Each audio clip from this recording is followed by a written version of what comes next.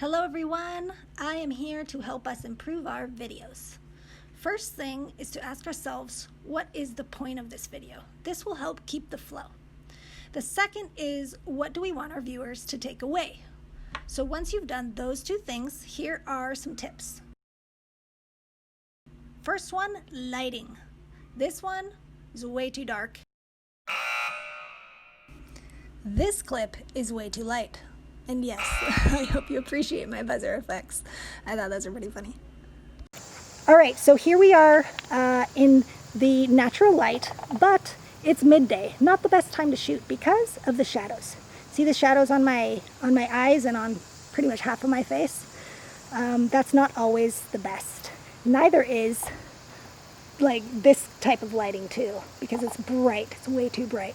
So if you need to shoot midday, and there's too much sun, try shooting in the shade like this. Much better, right? So this is midday natural lighting, but I'm shooting in the shade instead of directly in the sunlight. Okay, tip number 2, be aware of your background as well.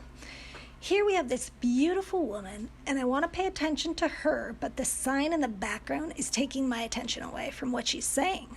So what we can do is either move her to the side so we can see both of them, and then as viewers, we can pause the video.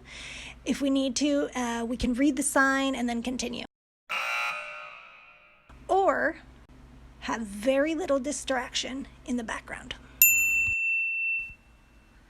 Tip number 3. Don't use the zoom. Here we have another beautiful woman working in her garden, far away shot, okay?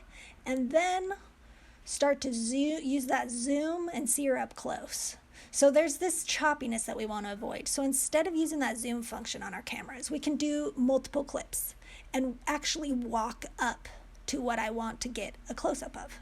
So if we want to, for instance, show our garden, here's the full view. And then without using that zoom, here's the close-up. Nice and slow and steady.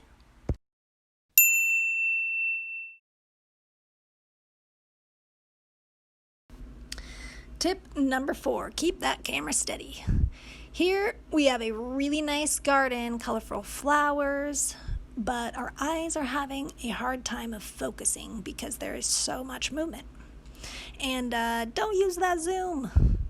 Just keep it slow and take our time. So I'm gonna have to give this one a... So when we are holding the camera, obviously there is going to be a little bit of movement. So here's what you can do to minimize that. Take off your shoes and get on your tippy toes and move with your legs. So as you can see, my upper body in this shot is pretty still, and I'm just using my legs to do most of the movements. Okay, so here's the actual footage that I was shooting, and there's a little movement still. I haven't put it through my editing program, which can make this shot even smoother, but it's a good start. Tip number 5, comfortable environment for everyone, especially your model. So here's the lovely Luby showing us a plant. But I didn't give her much direction, and she's not really doing anything, right? So she looks kind of uncomfortable. Okay, Luby, so I am going to shoot you harvesting in your garden. She's got her boots on, she's got her clippers. So she really is working in her garden. So that's what we want. That's the shot that we want. One more.